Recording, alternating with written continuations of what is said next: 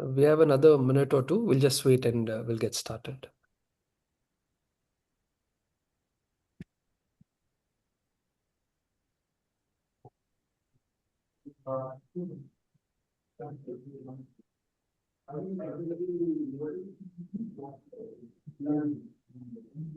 Palak, you may go on recording when the session starts so that it's easy to repost it. You can stop the recording now and I'll just it- start.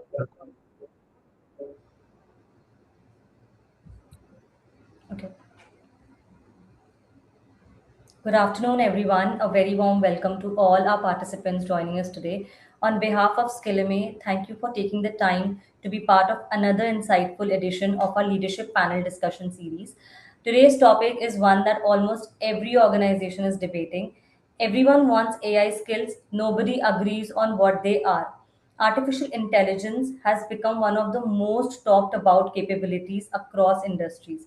Organizations are investing heavily in AI adoption, professionals are rushing to upskill, and job descriptions are increasingly mentioning AI skills. Today's discussion aims to cut through the noise and provide practical insights from leaders who are driving learning, talent, and transformation within their organizations.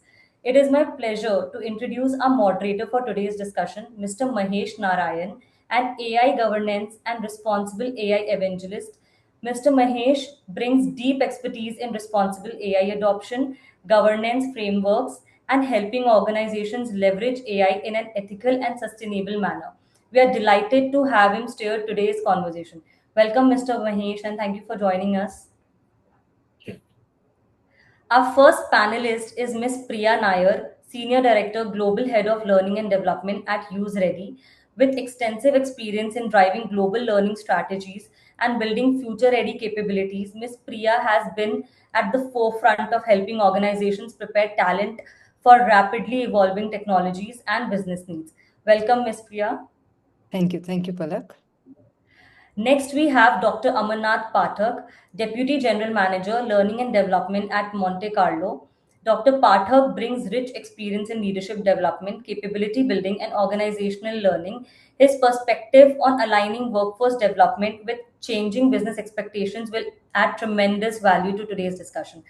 Welcome, Dr. Thank you, Pathak. Palav. Thank you. Thank you so much for invitation. So, joining us is Mr. Dibendra Ghosh, learning leader at Global Foundries. Mr. Dibendra has played a significant role in enabling learning transformation and developing technical and future skills across a global organization. His experience in building learning ecosystems makes his insights especially relevant in today's AI driven world. Welcome, Mr. Dibendra. Thank you, Palak. And our final panelist is Ms. Sayatani Basu, Head HR Admin and IT at Spring Energy, a Shell Group company. Ms. Sayatani brings a unique perspective by combining HR leadership, technology, and business operations. Her experience in preparing organizations for digital transformation and future workforce capabilities will enrich today's conversation. Welcome, Ms. Sayatani. Thank you so much, Palak. Thank you, Skillamy and Swarup, for the invitation. Pleasure is all ours. Yeah. So we are truly honored to have such an accomplished panel with us today. Without taking any more time, I'd like to hand over the session to Mr. Mahesh, who will moderate today's discussion. Thank you so much, Palak, and thanks to Skillamy to invite me specifically and of course this August audience. I think let me kind of pose this question. Of course, all of us will discuss this soon.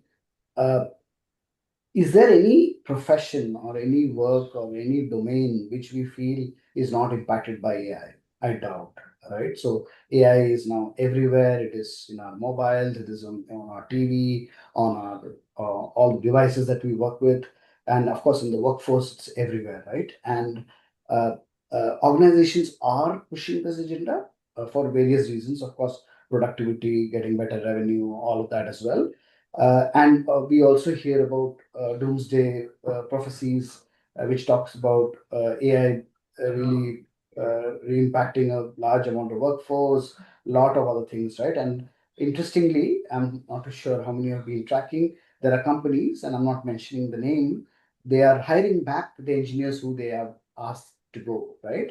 because of the fact that the costs are huge and various other things. So, of course, it's not a magic wand. But one thing is very clear: if you talk to any leader, irrespective of the function, and given the fact that I've spent last 20 plus years in the data and AI domain, I interact with clients on a daily basis. I think first thing on everyone's mind is, does my team have the right AI skills, right?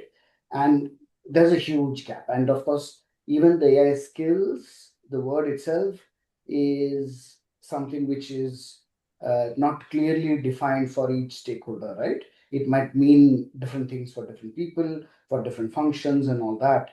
However, this is a, a big requirement, and one of the things which, at least from a functional or business teams, we kind of, on a daily basis work with our L&D team leaders to get us or help us to skill up our broader team, right?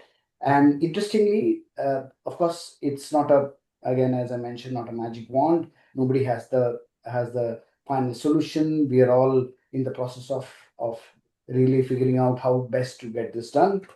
So I think today, what at least I will try and do is to get our learned team members from the L&D community to help us kind of unravel a bit about what does it take to skill people on the AI side, right? That's what we will kind of try and achieve. And of course, I think all of us, maybe let's do a quick lightning round, right? I think all of us want quick answers, right? So let's do this. Maybe in a word, and whoever wants to go first can kind of, I'm not able to see all your names. Let me do that. Okay. Okay, so let's do a quick one-word answers. Okay, let me know who wants to go, and I will kind of call your name. Again, objective is so that all of us have the definitions right and things like that, right? That's a broad objective. So okay, let's go ahead. AI readiness is. Who wants to go? I can go. Amar? Priya. Okay, Priya, please. Yeah. Yes. Amar, I'll come to you next. I saw your hand. Yeah, yeah, sure. Amar can go. That's fine. Yes, yes, yes. No, No, Priya, you Priya. go. Ladies first. No, thanks. Yeah, Priya, you go ahead. Yeah. I think to me, AI readiness is about, technology, people, the team, business, everything working together. That is AI readiness. That's how I would say AI readiness is. All working together. Is there one word? Yeah, I mean, Is that's there one one word? sentence. It's not, that's a phrase, one phrase. It's all working together in, I think, I say AI readiness is collaboration. One word, collaboration. Thank you. Okay, good. Next, maybe Amar, you can take this. The biggest AI Mhm. misconception is. AI replace people. Good. I like that. The future workforce needs more. So between Shantini and Dibyendu, yeah. Anthony, if you want, you could go. I can go next. AI capability. Okay, very good. That was easy, I guess, Shantini. HR should stop measuring. Learning like this. hours. I love that. Okay.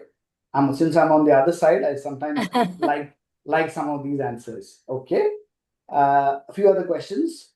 Learning should become. Fun. This is absolutely, I love that. One capability every employee should build is.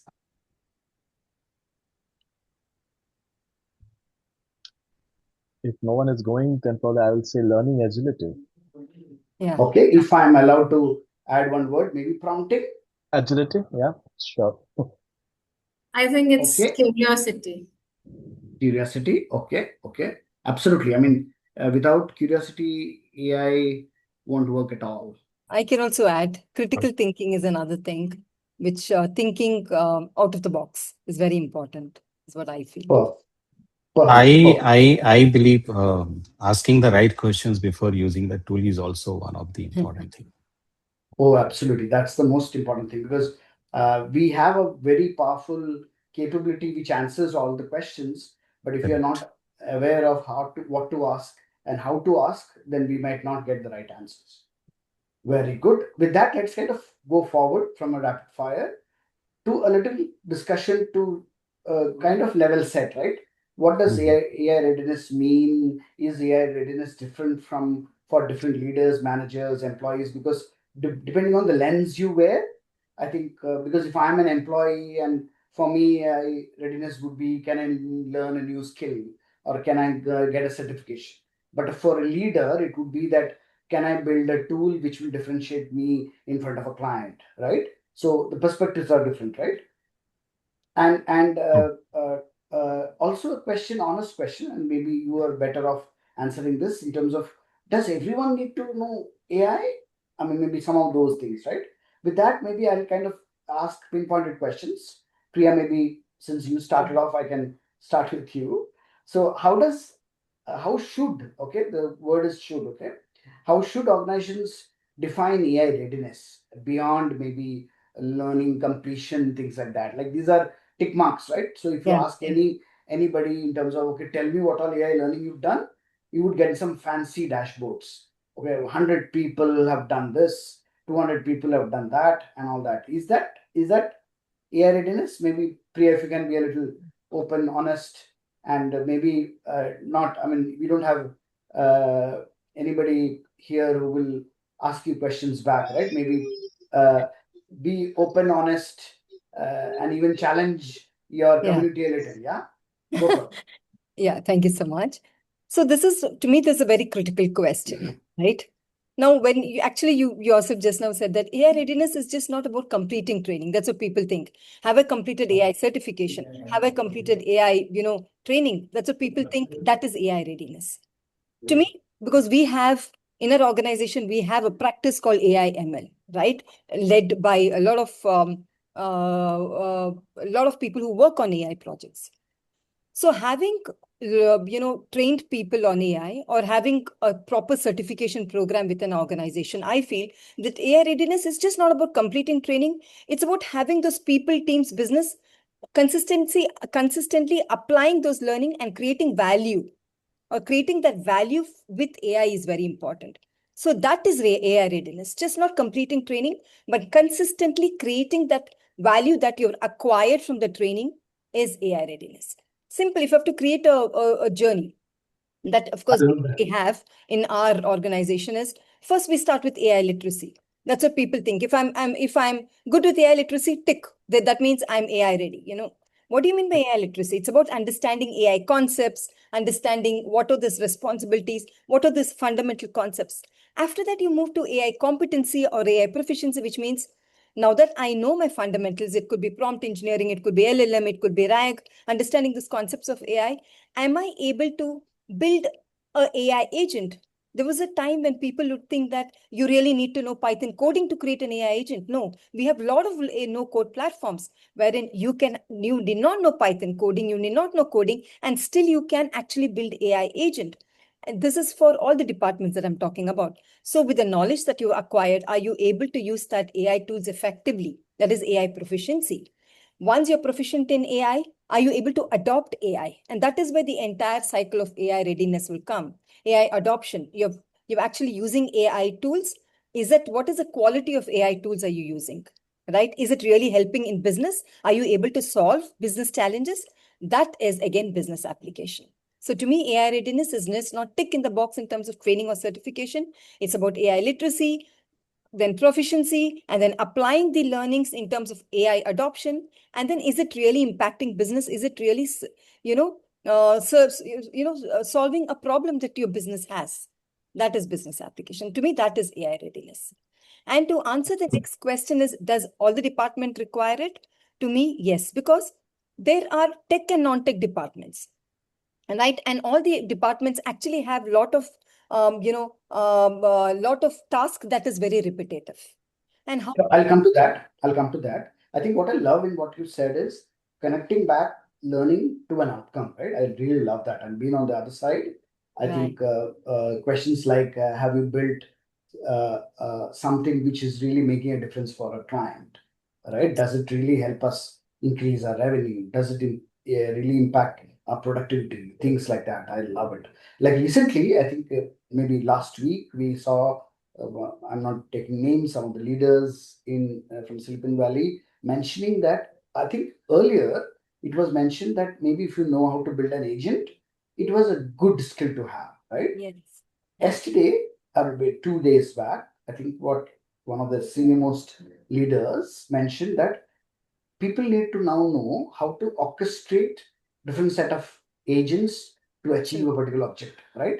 Now that's like the now that's what I want to learn, yeah, and that's part of my learning objective, which I want to really complete in the next few weeks, is to see how am I able to really not only build one agent but a multitude of functional and other agents and make all of them work for an objective. Now the requirement of skills is also evolving, right? True. And I love the fact that you're connecting it back to outcomes. But then only, I mean, if look at a situation when all the L&D leaders are measured on outcomes and not on completion. think of think of how you as an organization will change and will the whole focus will change and all that. I'll leave that thought with you, but I'll let me kind of come back and engage another thought leader here. Dibendu, maybe I'll come to you next. So what capabilities are organization asking for today that didn't exist 2 years back? I'm sure you've been in this domain for a while and you've kind of managed learning function.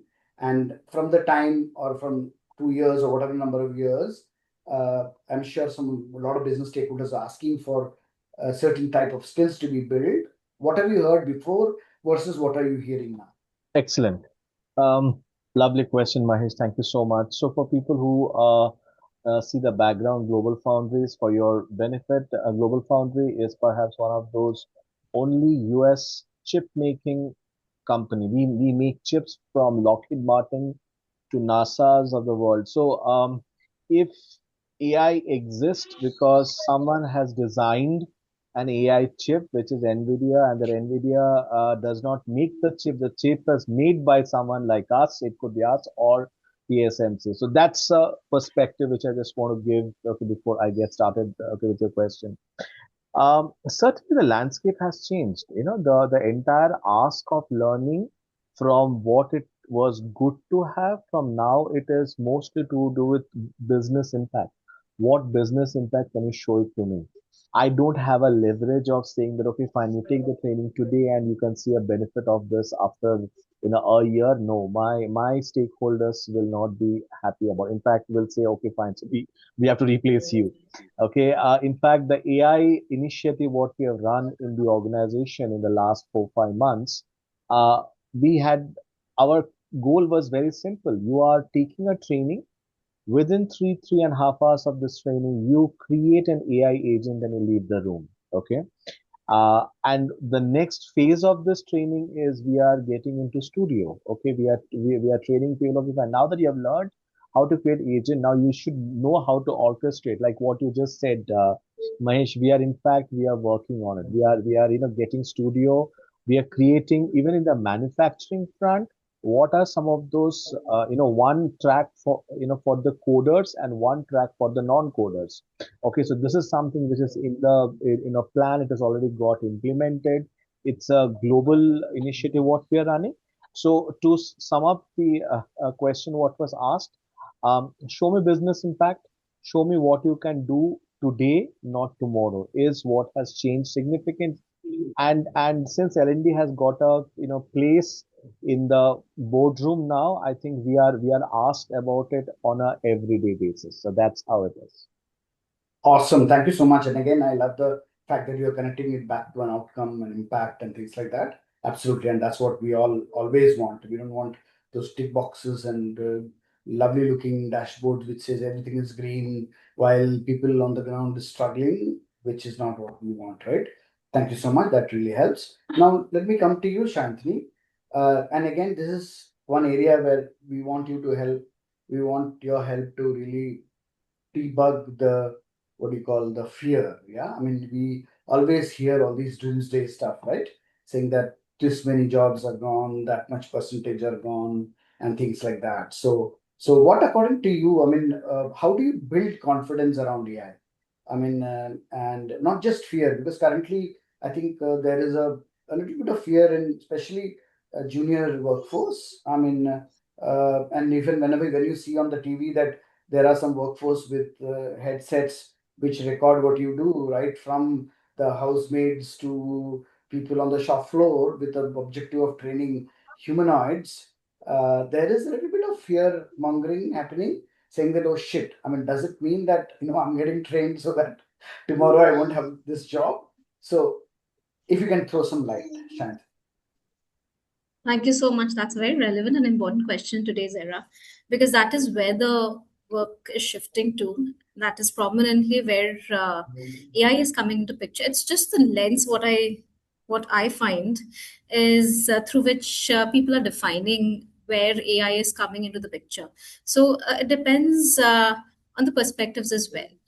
Actually, the anecdote should change from AI replacing us to AI empowering us. That is where I think the entire narrative shifts. And if we are to take a look at what AI can do for us, if you take AI as your partner, if you just consider that AI can act as my partner, a co pilot where they can steer or enhance my performance, that's the lens that I'm talking about. That is where the major shift is happening. And it is prominently, I would say, a perspective change.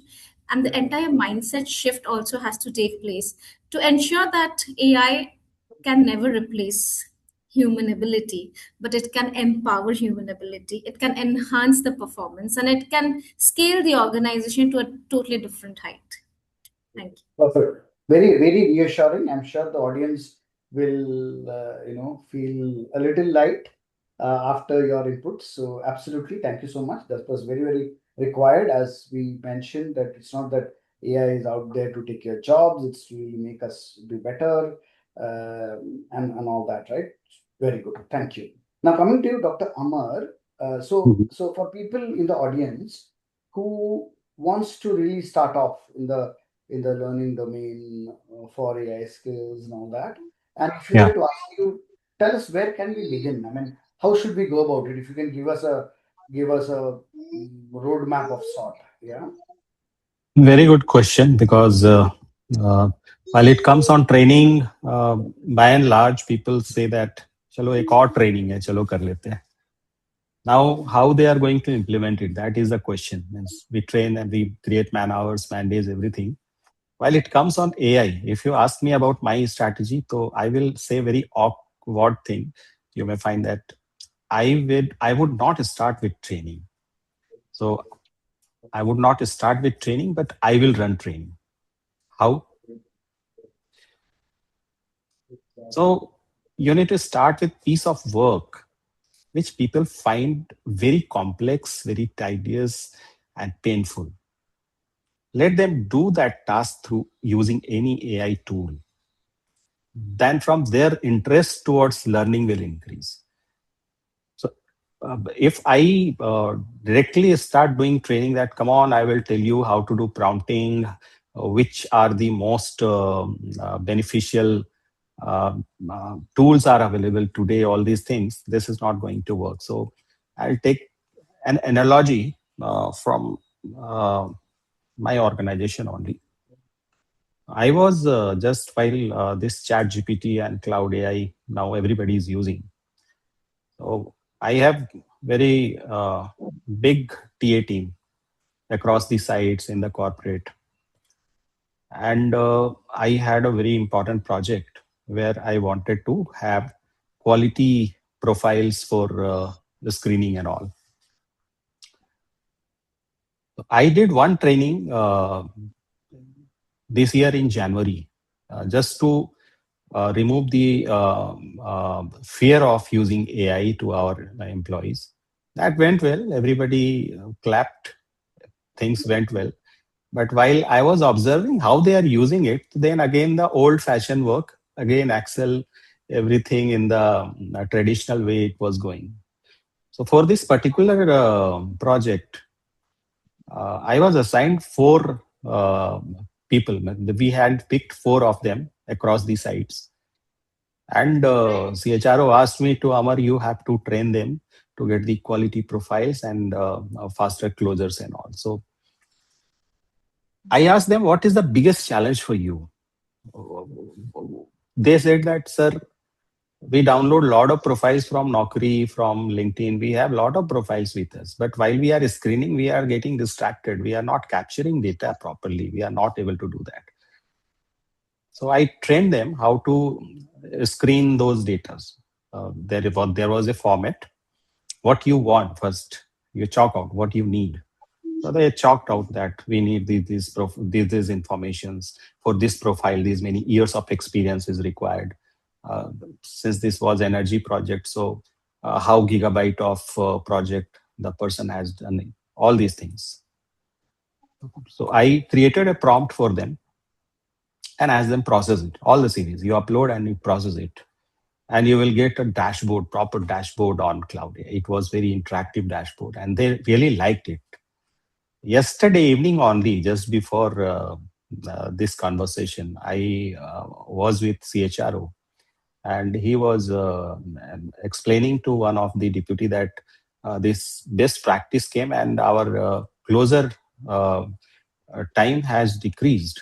And earlier we used to have almost 30 minutes of discussion with management, and today we had only 2.5 minutes. Data was perfect and the performance was good. We were asked to leave within 2.5 minutes from boardroom. So it went well. I asked him, sir, these 4 are those people who I trained? So they said, yes. These 4 are those people only.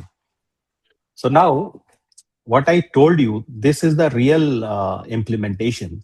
That whenever you are going to train, start from scratch means you need to raise the need. Where is the ask, then only people will learn.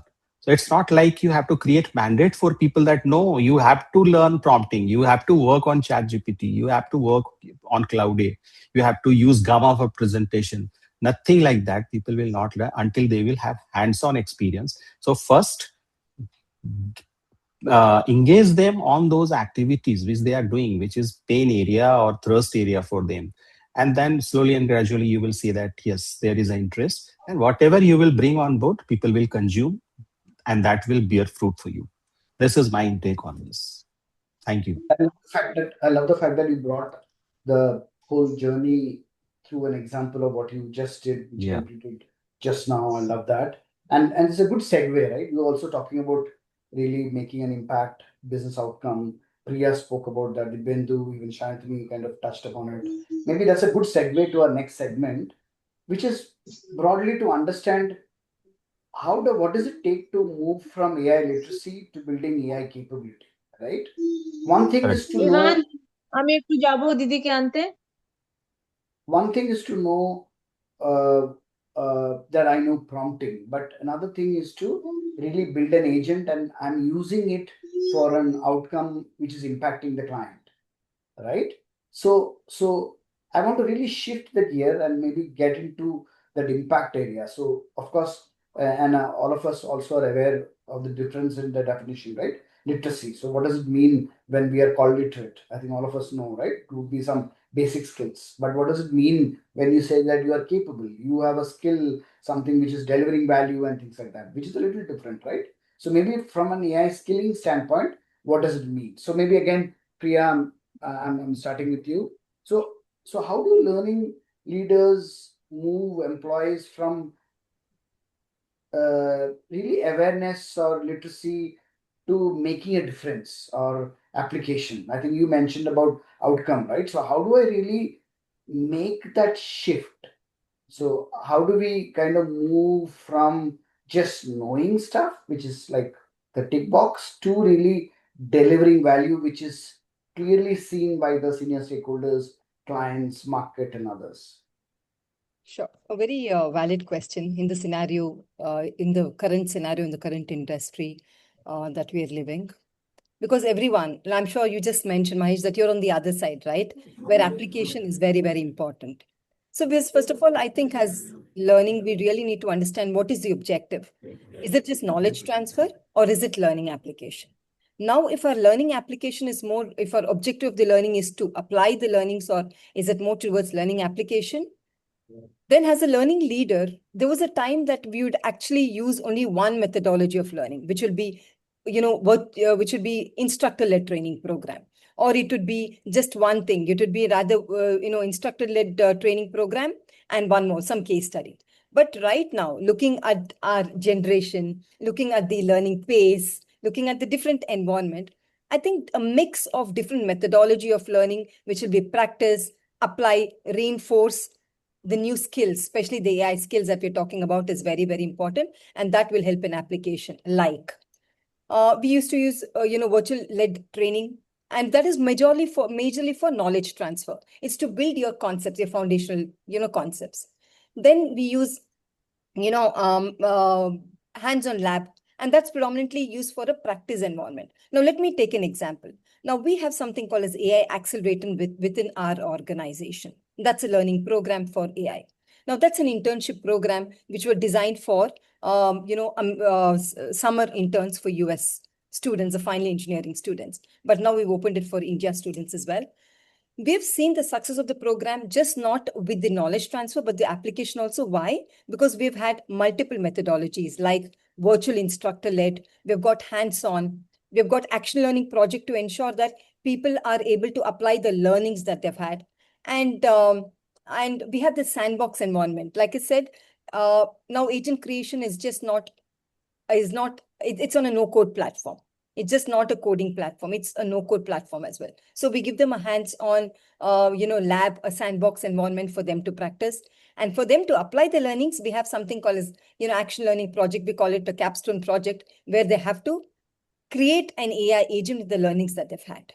And of course, this training is again, it again has other aspects like case studies as well, which will help them solve business in terms of business solving. So to me, a mix of all these things will certainly help the learners to practice, apply, and then sustain, and then reinforce their skills as well.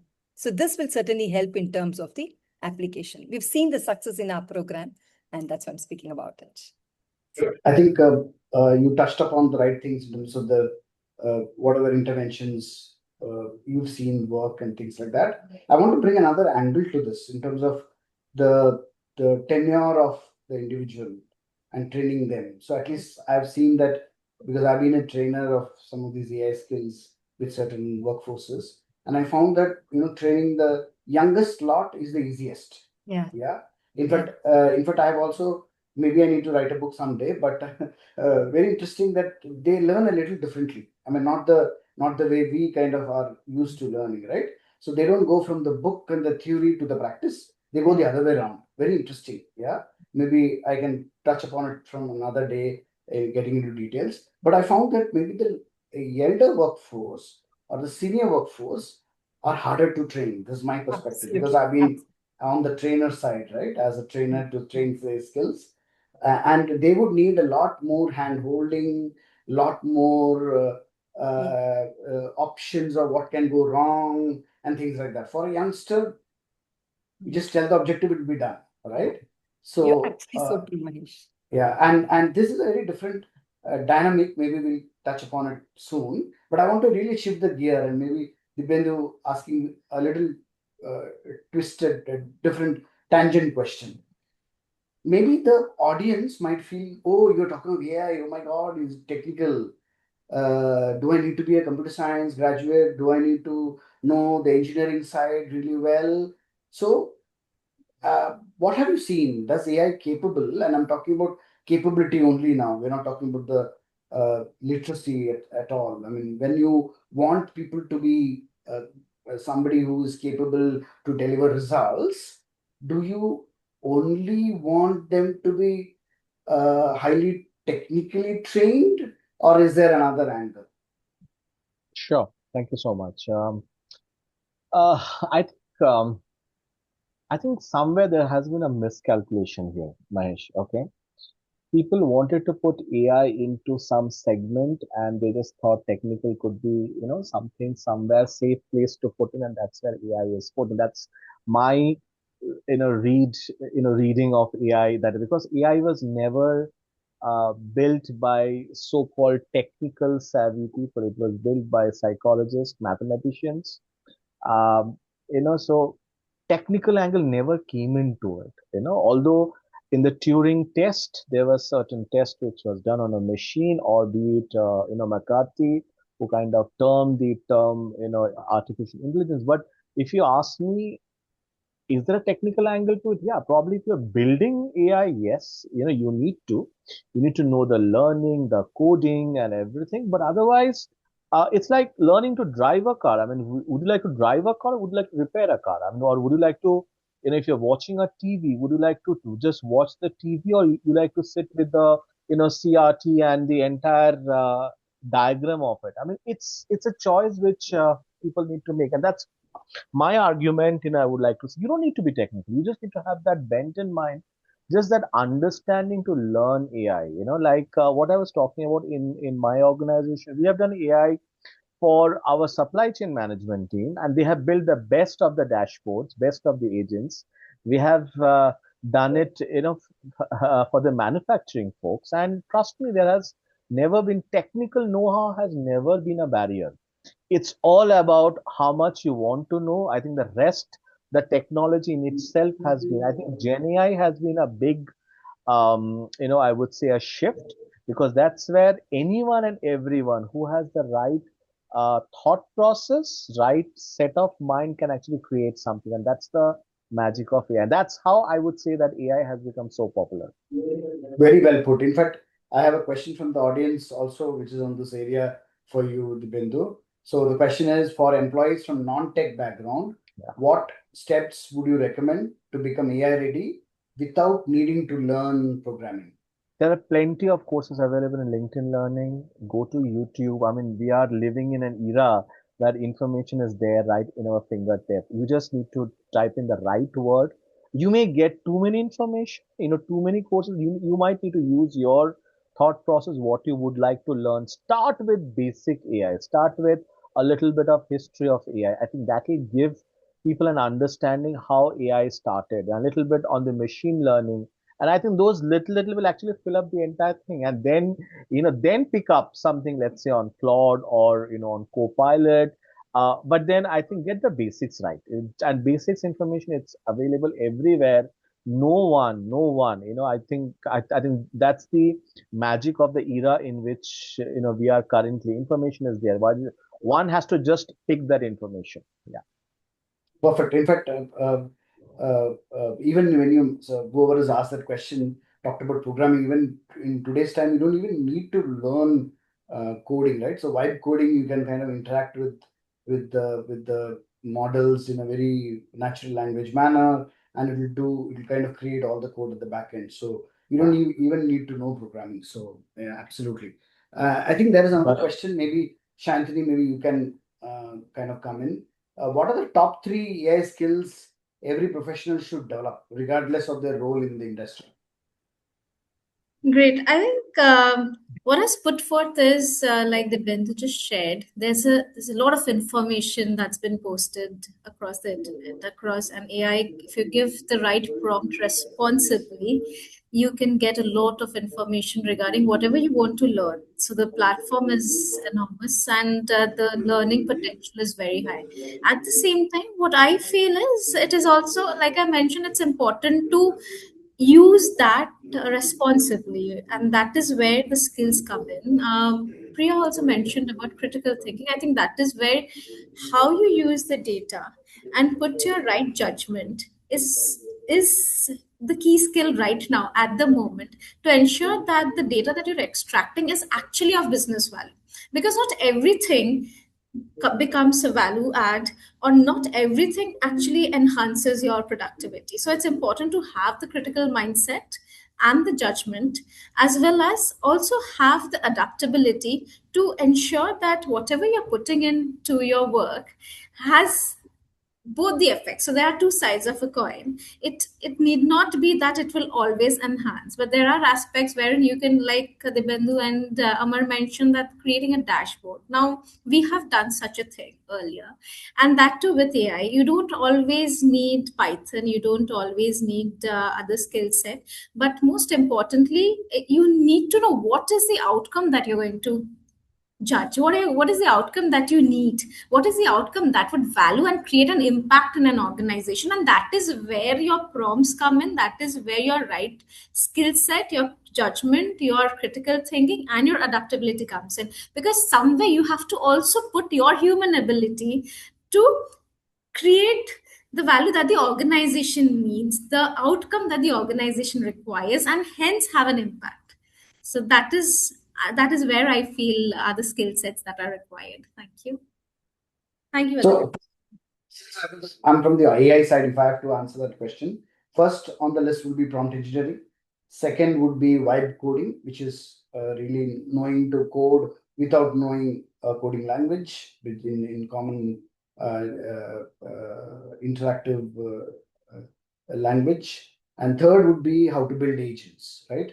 If I were to kind of give you a target of the next 3 months, what should you learn? Prompt engineering, vibe coding. Third is building AI agents using maybe Copilot or any other foundation models. Okay, with that, Dr. Amar, question to you: how do you? So once people are trained, yeah, and of course, since you are part of the learning team, you have trained the people. Now, how do you reinforce their AI capability? I mean, because unless people use it, unless people kind of use it on a regular basis, it might not be useful, right? So, how do you reinforce that capability in the team when you conduct these skill trainings? So while it comes on formal training, whenever you are imparting training to them, so training, while it comes on reinforcement, generally managers think that reinforcement means encouragement. Okay. If I ask, people will feel overwhelmed and all. But this is not the truth. This is only what you ask for. So if a manager only ever asks, it is done. So whatever we taught is gone within the second. Because you are questioning, have you done it or not? But while you ask the output and you ask that how you did it, so then the learner will open up his cards that I learned, I used it, first I did this, then this output came. So this entire chain of reaction come to you, and that that is a real reinforcement that will stay learner for long. Reinforcement means doesn't like okay, that day you learned about a certain tool, tell me, have you done? This is not going to work.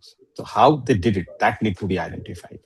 So for reinforcement, I will suggest three things for the managers. One is ask how, not just what. How you did it. Second thing, use it yourself. When people can see you using that, it's not like I told you to do that, but I'm not practicing, I'm preaching. So there you are losing your credibility. If you want to build your credibility about that learning, you yourself start using it. I'm using, see what I got. What is your output? And then don't do the wastage of time, that 10 extra minutes with them to just checking the output. Because if you start doing that, people will think that this is another exercise by HR. This is not going to work. So these three things are very important. Okay, first you ask how instead of what, and start practicing what you are preaching, and then don't go for any punitive type of interaction with your learners that why you have not done it. You just keep asking how you are doing it, how you are doing it. Perfect. Thank you. Thanks a lot. That really helps. Maybe we can take some questions. I'm seeing some questions in the chat, and this is like your thinking question for the L&D leaders here.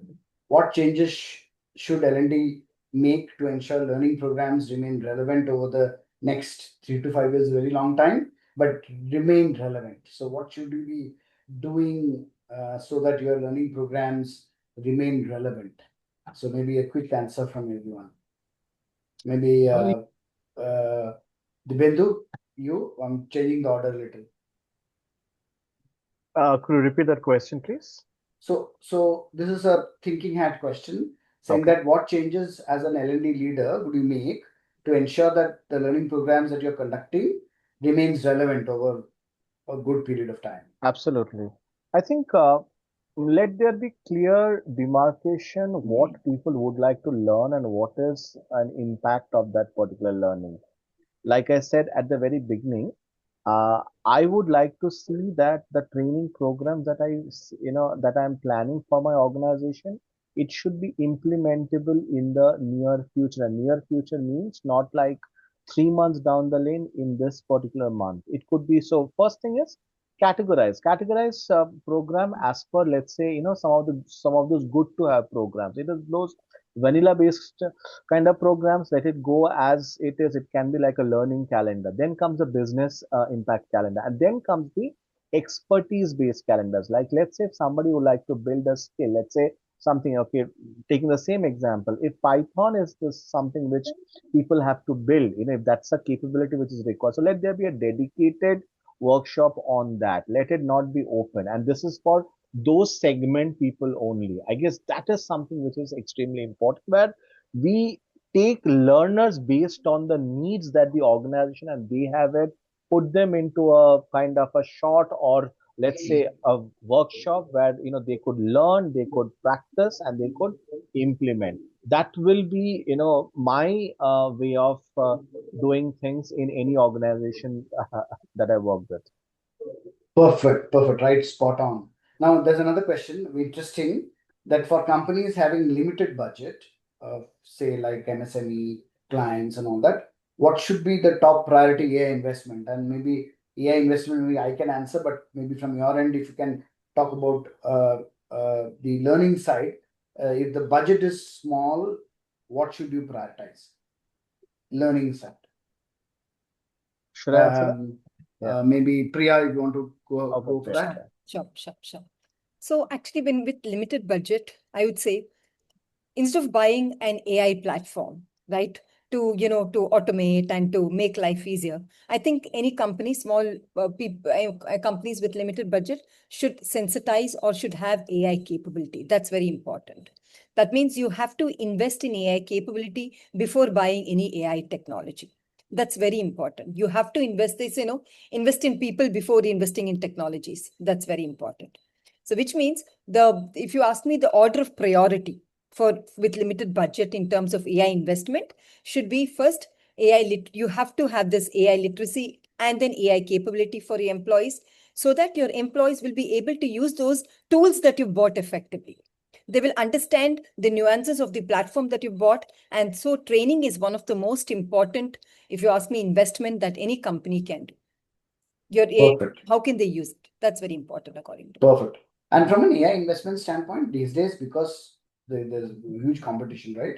So it's not that you need a lot of money for, of course, at an enterprise scale, if it is a large organization, the amount of money is quite huge, but you can also buy individual licenses and things like that, right? But as you rightly said, Priya, I mean, the learning is the first thing, right? So, and even learning, there are a lot of courses available, maybe focus on getting the right certifications, and many of the certifications are available free of cost, and even with little money and things like that. So maybe if you can prioritize some of that, and then of course then kind of saying which tool is relevant for you, which tool is safe for you, and things like those can also go a long way. But a quick answer is, while budget is a constraint whenever you are thinking about big things, however, even at a small scale, each of us as individuals, we all use AI, right? And it's not that we are spending a lot of money. I mean, individually, at the most, the license cost that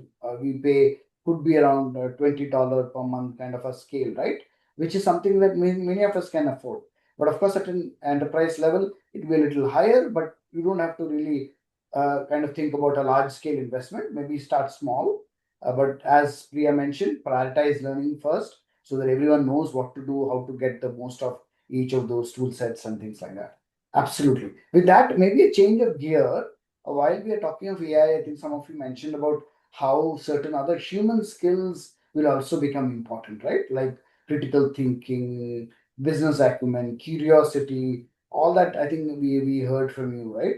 So what and all of you, some of you have already articulated a few skills which are required by many of us in this new world. Maybe if you can call out people who have not talked about it, and I can't remember who mentioned what, but maybe if you can quickly talk about one that human skill which we would want our team members to really develop so that they use that for leveraging AI for delivering outcomes. Who did I not go? Maybe, yeah, maybe Amar. Should I? Yes, please. Yeah. I will prefer to go with business acumen.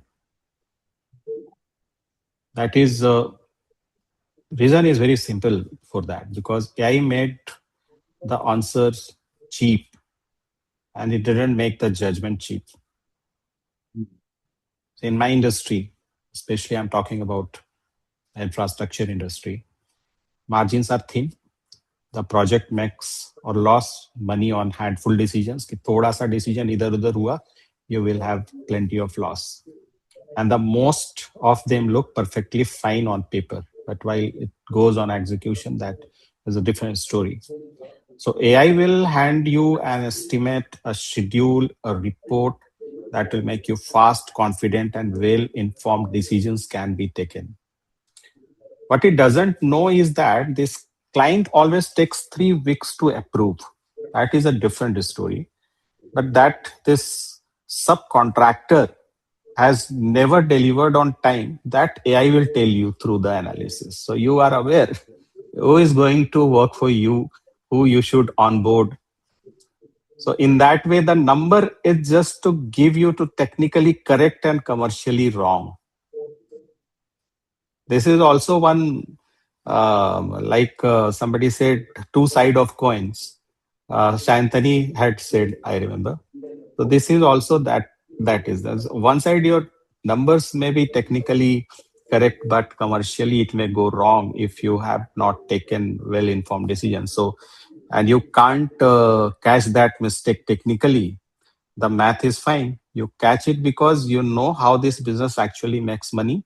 And here AI can help you, because using all those information, all those data, you will have a perfect understanding on that. So that is actually business acumen. It used to be things you picked up and you mastered after using again and again. So this is how. But I have a disclaimer here: don't rely on the information blindly which AI is giving you, because still this is evolving and it will take some time while you can bang on the decisions. But yes, you can use it. Perfect. Thank you so much. In fact, I'm really liking the fact that our audience is also very clued on and they are asking very relevant questions. In fact, the next question maybe I will have Shantini, if you can answer. How important is domain expertise compared to AI knowledge in today's world or upcoming days and things like that? Yeah, very interesting question. So domain expertise compared to AI knowledge, I think it goes hand in hand, according to me. What happens is if you don't have domain expertise, you don't know where to use your AI knowledge. You don't know how to use the prompt to get the right responses which you are intending to get. So everything creates a value at the end of the day, and you're here to create a value. So how do you utilize your expertise and AI expertise and create a capability platform where all the values can emerge as an impact within organization? So for me, both are equally important. It's just that it has to be in a scale where both comes at not just literacy but at a capability level. So yes, Patil, I agree. It is important. AI knowledge is as important as domain expertise. Thank you, Mr. Mahesh. Perfect. In fact, because I'm from the AI domain, I think domain expertise or the industry expertise or the functional knowledge is so very critical. That's the only way we are really helping the AI to also understand us and what needs to be done, right? So Right. hence, whenever you build an AI agent or an AI algorithm or a use case, you build a RAG, right? A retrieval augmented generation, which is where you kind of provide the right groundedness with the right domain knowledge so that the AI doesn't go and pick up some gibberish stuff from open web and give us something which is not relevant at all, right? And one thing I want to also add on to what I think Dr. Amar, you said about can you ensure that you are really checking all the answers or the output which the AI is giving you, right? As a responsible AI function person, I think I would kind of tell you that all that you get may not be right, right? There is a high chance that the output is erroneous. So it's on us for us to go and check, right? And for checking, you would need domain expertise. So if you are assuming that okay, in tomorrow's world, all that education that we are going through will become irrelevant, we don't have to go through our bachelors and masters and PhDs, we are wrong, right? We would need that for even more in today's world. Okay. With that, I want to really do a Well, twist question to Priya. So, what is one learning practice, according to you, which organizations should stop immediately, given the fact that we are changing fast? One learning practice an organization should stop, right? Yeah. Is having just one method of learning. People just focus. If they're only opting for knowledge transfer, they only go with this. But to the generation now, and to ensure that there is business impact, and to ensure that learning is creates a value for the organization, because they feel many of the organization feel that it's learning doesn't generate revenue, right? And how can we ensure that we're contributing towards organization goal is to ensure that we have different methodologies of learning together. And another important thing is that we have a lot of senior leaders within our organization who we can use as mentors and as coaches. We have to use their experience, their expertise, and see if we can actually club them with the new employees or with the budding employees, so that a lot of knowledge can be transferred from the senior leaders to the budding employees. So this multifunctional or this different methodologies of learning should go forward. But just one methodology of learning, I think that will anyway gradually eventually will subside. But I think we should encourage the other one. Absolutely. And I really love that when you said that there should be learning which the youngsters should learn from the senior-most people. Absolutely. They have more wisdom. They've seen more whatever days in their career. They have more experience. Absolutely. But maybe I've also seen that the reverse sometimes also true.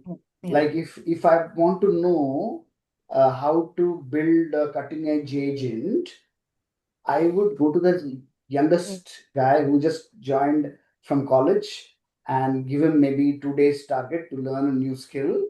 And I've done that, yeah. And I've been pretty happy the fact that I learned more from youngsters.